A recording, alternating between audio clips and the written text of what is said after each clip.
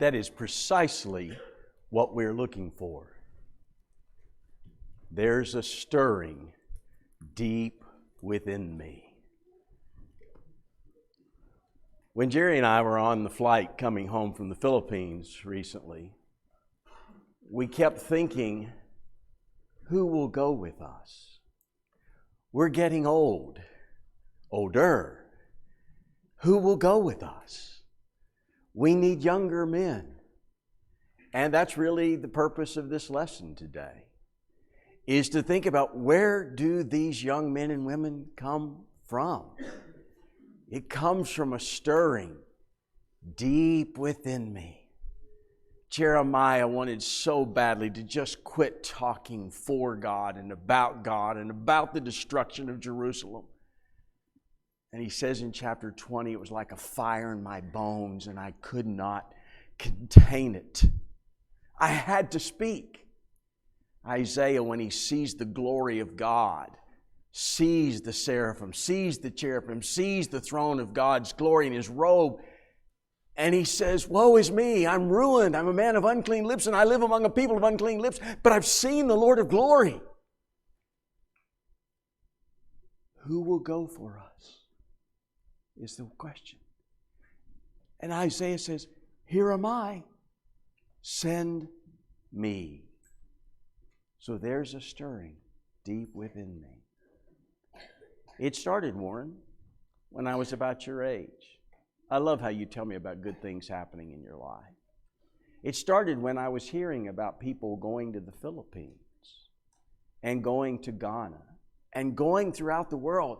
And I thought, maybe one day I could go share God's good news somewhere else. But then I realized, if I wouldn't talk to my buddy Steve, who lived just 3 or 4 doors down, why would I think I'd talk to somebody in a foreign language? If I wouldn't share God's good news with somebody next door, why would I think I would go 9,000 miles across the ocean to talk to somebody about the Lord? And so there's a stirring deep within me. And within you, I trust. And we want to think about that for a few moments. You can tell I've got a cold. I'm going to blame Jerry or the flight or whatever, or the allergies or whatever. But you'll just listen to me croak for a few minutes and we'll be done. While we were in the Philippines, I had made a commitment to myself that I was not going to turn on a television the whole time we were gone. And there are reasons for that, and you can ask me more later. But what I did is I read a couple of books. One of the books, I didn't get it all finished, was Leaving a Legacy by Dan Garrett. Someone had introduced it to me on a college campus, and they sent me a copy, and I thought I need to read that. And one of the things Mr. Garrett says, I believe it's on page 29, he talks about the rule, the 90% rule. Let me pull my spectacles out here and we'll see if we can see it just exactly as it says it. 90% rule. Here's a sobering statistic.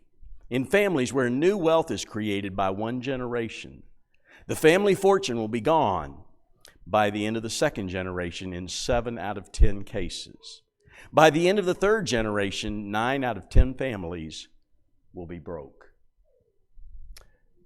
Now, whether you realize it or not, you're among the wealthiest people in the world. And several of us who've gotten to an age where we are working on wills and trusts and things like that, we want to leave a legacy.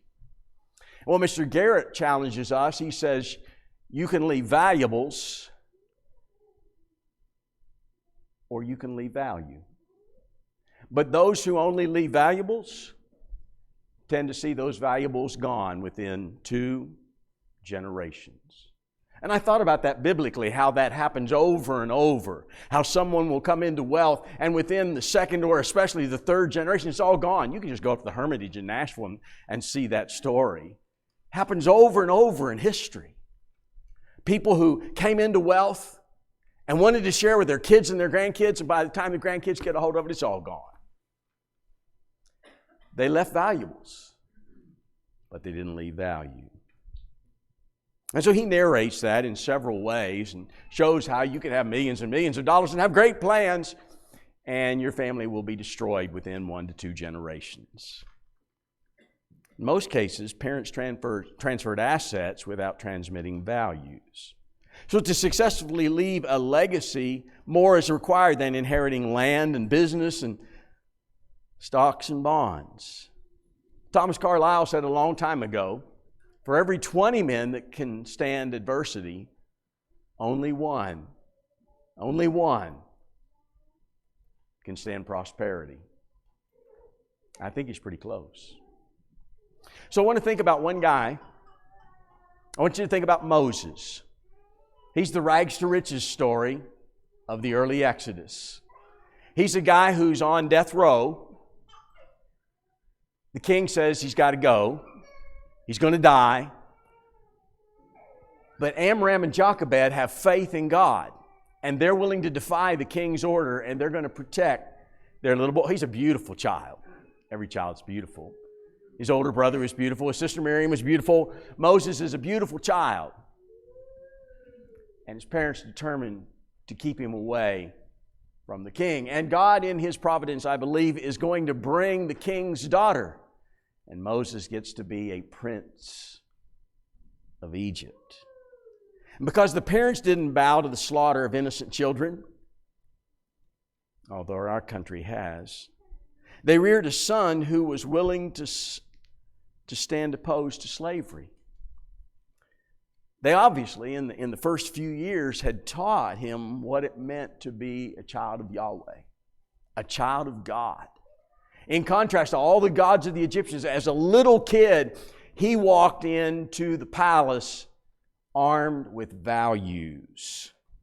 Let me read a little bit with you if I could. In Hebrews chapter 11, I want you to think with me whose faith is really being talked about here in Hebrews chapter 11, picking up in verse 23. By faith, Moses, when he was born, was hidden for 3 months by his parents. Whose faith was that? That was Moses' parents' faith. Moses' faith was apparently transmitted by his parents. Now, I know you can't just inherit somebody else's faith. But he sees faithful parents. They saw he was a beautiful child, and they were not afraid of the king's edict. And by faith, Moses, when he had grown up, refused to be called the son of Pharaoh's daughter, choosing rather to endure ill treatment with the people of God than to enjoy the passing pleasures of sin, considering the reproach of Christ greater riches than the treasures of Egypt, for he was looking to the reward. By faith he left Egypt, not fearing the wrath of the king, for he endured as seeing him who is unseen. Now, I think that's his second departure. I don't think that's describing necessarily what he was at age 40, but it certainly describes what he was at age 80. But Moses' life can be divided up into about 3 different sections.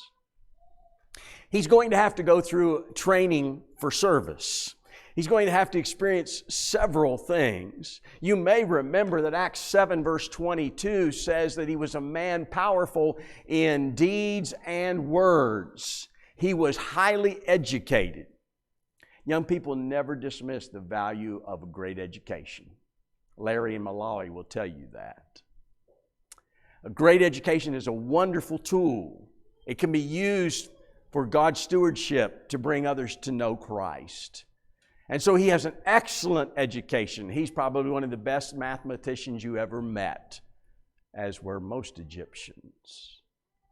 And so he had a very good education, but his best education ever was what he got at home before he ever walked into the palace. The most important and most critical years of his life were those very first years with mom at home and dad at home. Parents, when your kids are little, I know it feels like you get nothing but mush. But those years are so formative, so important. Moses learned so much in those very early years of his life. You can kind of divide his life into 3 different sections. First 40 years, silver spoon, cats in the cradle. He's got everything. He's got all the power of a prince of Egypt. But then, at age 40, he realizes, these are God's people. I need to do something. And he does something, and he does something impulsively without evidently God's instruction, and it ends up a mess. And he runs. And he runs right into God's training service. He runs right into the desert where God's going to really mold the man. He's got the education, he's got the power, he's got the wisdom, maybe. But he's going to get the wisdom. And it's going to take 40 years of dealing with stinky old sheep in the Sinai Peninsula for him to really learn who the shepherd is. He thought he could do it at age 40 by his own power, his own strength, and it failed miserably. But after 40 years in the wilderness, God's ready to use him, and now he doesn't know that he's quite ready to be used by God. He's humble now. He's not chomping at the bit to take the lead. But God says, now you're useful to me. You're on holy ground. I will speak, and I will speak through you. And so that training service was so very important to him. And in the last 40 years, he has to spend his time dealing with more stinky, dirty, whiny, rebellious sheep. At least 2 million of them. 603,550 minus 2 are all dying in the wilderness. And all they do is whine and complain, and he's got to deal with that. And more than once, he's going to intercede for them. He's learned a thing in that 40 years of desert training. So I want you to consider with me briefly, I want you to consider Deuteronomy. If you look in Deuteronomy chapter 8, and it's not going to come up on the screen, we may make some observations, but you'll read with me Deuteronomy chapter 8. It's not very long. Please understand that Deuteronomy's got 3 sermons. You got a 120-year-old preacher, picture that. A 120-year-old preacher speaking to a generation whose dads have all died in the wilderness.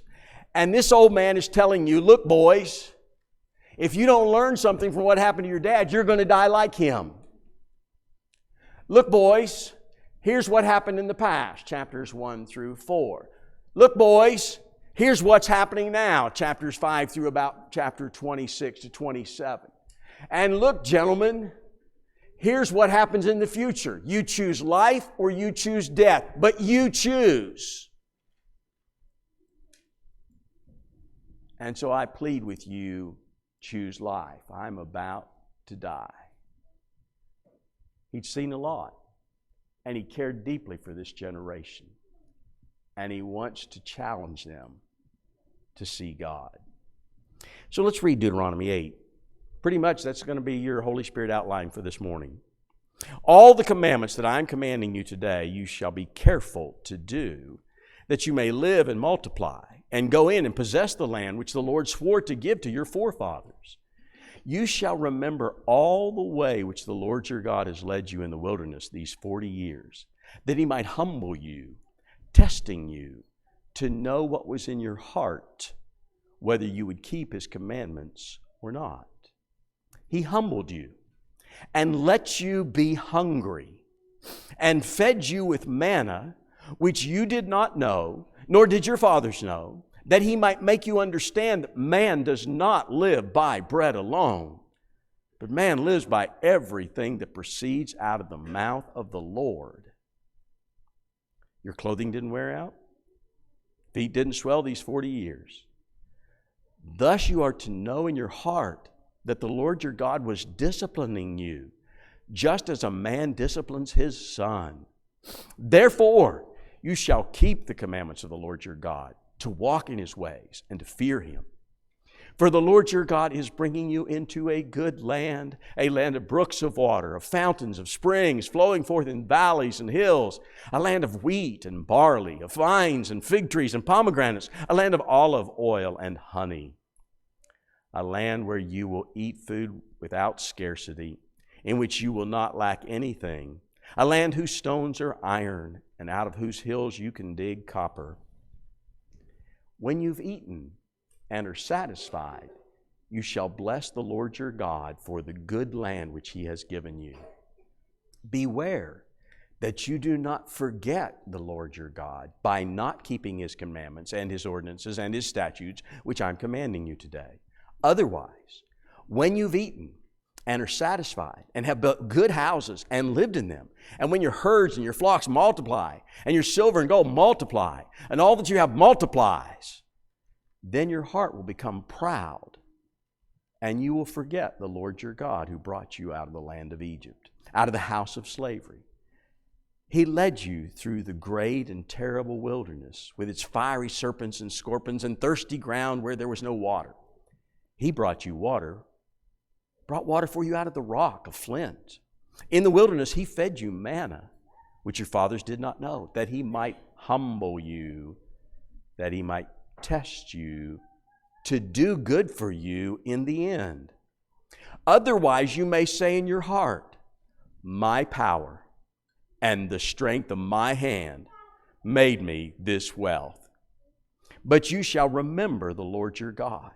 For it is He who's giving you power to make wealth, that He may confirm His covenant, which He swore to your fathers as it is this day. It shall come about that if you ever forget the Lord your God and go after other gods and serve them and worship them, I testify against you today that you will surely perish. Like the nations that the Lord makes to perish before you, so you will perish, because you would not listen to the voice of the Lord your God. Thank you for listening what appeared to be reverentially and respectfully. I appreciate that. That's God's words. Thanks for listening to them. God says, I want to know what's in your heart. And so I'm going to put you through a desert. I'm going to see what you're made of. I'm going to let you go hungry. That hunger can drive you to humility. Jerry and I saw some hunger. It's been a while since we saw hunger in this country, really.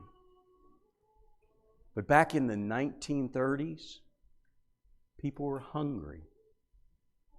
We had roaring 20s, but the 30s were lean times. The people who ate the best were the people who lived on the farms. City folks didn't do so well. Long soup lines. Hunger's good for us. I remember that night that Dad said, you'll go to your room without supper. Only happened once. I've always liked to eat. I love my dad for that. And dads, you do well. When your kid starts whining and rebelling and complaining about what's on their plate, send them to bed without supper. Be really good for them.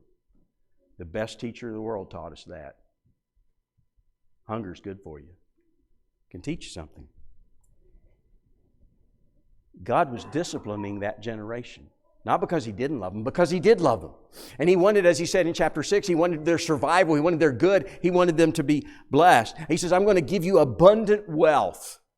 You're going to get everything. You're going to get land, you're going to get crops, you're going to get all kinds of iron ore, you're going to get all kinds of metal, you're going to get everything.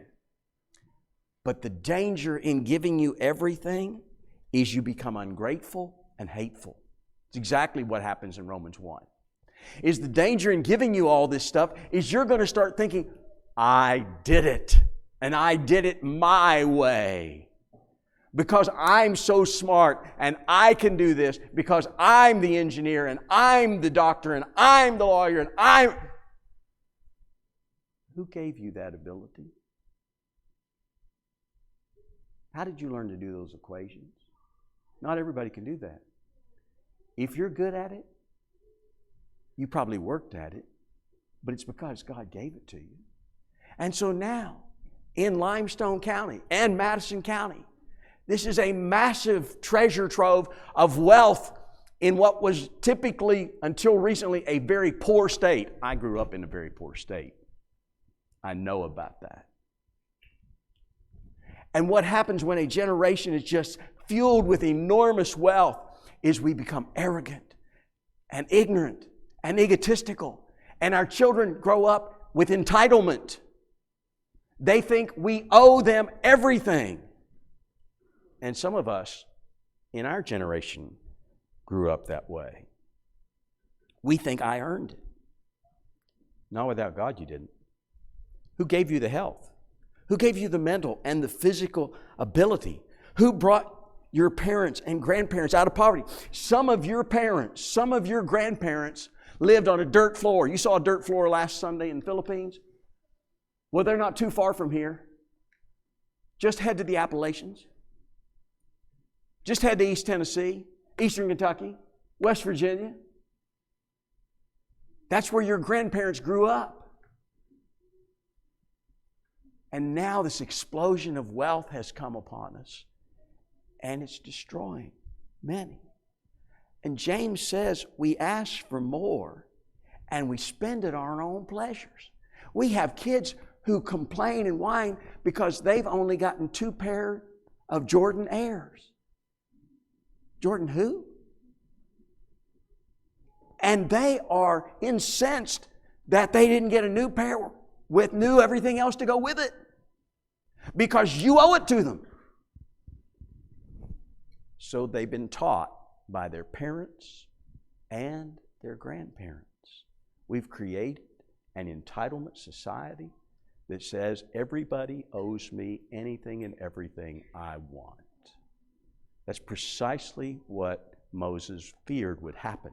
And you know he was right, because one generation after Joshua's generation dies, there's a generation that arises that does not know God, nor the deeds which God had done. So Moses wants to go over it with them. Let's think about this, boys. Let's think about where we've been, where we're going, and choose life. And so Deuteronomy is asking us questions about our heart and about how we can be taught humility and how God is disciplining that generation and how you're going to be handed abundant wealth and how will you handle it. Don't get confused. And so there's an old guy who used to live named Paul Harvey. And only the old people here would know who Paul Harvey is. And Paul Harvey used to have a daily commentary. And here's what he wished for his grandchildren. He said, we tried so hard to make things better for our kids. We made them worse.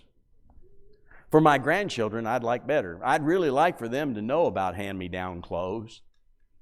Did you know, kids, that I went to first grade in what was a feed sack shirt? Feed sacks used to look pretty decent. Well, at least that's what our mother told us. Feed sack shirts. He said, I'd like better for my grandchildren. I'd really like for them to know about hand-me-down clothes, homemade ice cream, leftover meatloaf sandwiches. Boy, doesn't that sound good. I really would. My cherished grandson, I hope you learn by humility, by being humiliated, that you learn honesty. Let me go back for a minute here. I'm sorry, let me get back online here. One more. There we go. My cherished grandson, I hope you learn humility by being humiliated. That you learn honesty by being cheated. I hope you learn to make your bed and mow the lawn and wash the car. And I really hope nobody gives you a brand new car when you're 16. I hope you have a job by then. It'll be good if at least one time in your life you see a baby calf born. I can take you to a place. And your old dog put to sleep. I hope you get a black eye for fighting for something you believe in. I hope you have to share a bedroom with your younger brother. And it's all right if you have to draw a line down the middle of the room. But when he wants to crawl under the covers with you because he's scared, I hope you'll let him. I hope you have to walk uphill to school. You know, both ways, of course. Walk uphill to school with your friends, and that you live in a town where you can do it safely. And on rainy days when you have to catch a ride, I hope your driver doesn't have to drop you 2 blocks away so you won't be seen riding with someone as uncool as your mom. I'm skipping some of that, but he goes on to say, may you skin your knee climbing a mountain, burn your hand on a stove, stick your tongue on a frozen flagpole. I hope you get sick when someone blows cigar smoke in your face. And I hope if you ever try beer that it makes you sick. And if a friend offers you drugs or a joint, I hope you realize he's not your friend. I sure hope you make time to sit on a porch with your grandpa and go fishing with your uncle. May you feel sorrow at a funeral and the joy of holidays. I hope your mother punishes you when you throw a baseball through the neighbor's window, and that she hugs you and kisses you when you make her a handmade personal gift. These things I wish for you: tough times and disappointment, hard work and happiness. Due to our time, we're going to save Timothy for another day. But that's who we're looking for. If you see Jerry and I just kind of prowling around, we're looking for Timothy or Titus or even John Mark. We'd take him too. I know he might come back early, but we'd come and get him again. And so he's going to start in your home. He's going to start when he's a little kid. She's going to start when she's a little kid. You know what Bob Buchanan told me 30 years ago before he moved to Europe? He said, Alan, I know lots of preachers that'd be willing to go once the wall came down in 89, but their wives are unwilling. And I said, Bob, well, I sure couldn't say that. Cindy's been an adventurous spirit all her life. Let's go try it. And so we're looking for young men and young women who have a heart to go and a heart to share. I think I shared this with you before, but it resonated with me probably 35 years ago when my kids were little. Stephen Annie Chapman said, you can give your children houses, you can give them land, the riches of your efforts, and all your best laid plans.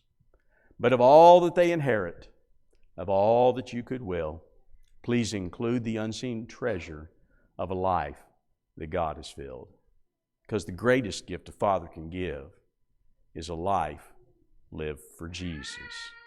And the greatest gift a mother can give is the knowledge of the Lord. Pass Him on to your children. The greatest gift is a life lived for Jesus. One day the house will crumble, and time will turn the land to dust. And when all accounts are empty, where will you invest their trust? But if the riches you give them is the wisdom of His ways, then the wealth you leave your children will last through all their days. Hope that's helpful. And I hope it didn't come across in any condescending sort of way. Because the older I get, the more I realize I don't know what I'm doing. As a parent and as a grandparent, I feel less competent now than I did 40 years ago. Cindy and I pray every day for wisdom, courage, and strength. But what we're appealing to you young people is, you've got these beautiful treasures and the greatest assets of your life right under your wings right now. Use them as arrows to be shot at the devil so that God's kingdom can be glorified. And for those of us who mom and dads, and we feel like, man, we just didn't do it right. God's gracious. God's forgiving. And let's help another generation. And maybe we can't help our kids. Let's help somebody else's kids. There's a stirring deep within you. Won't you respond to the God who made you as we stand and sing?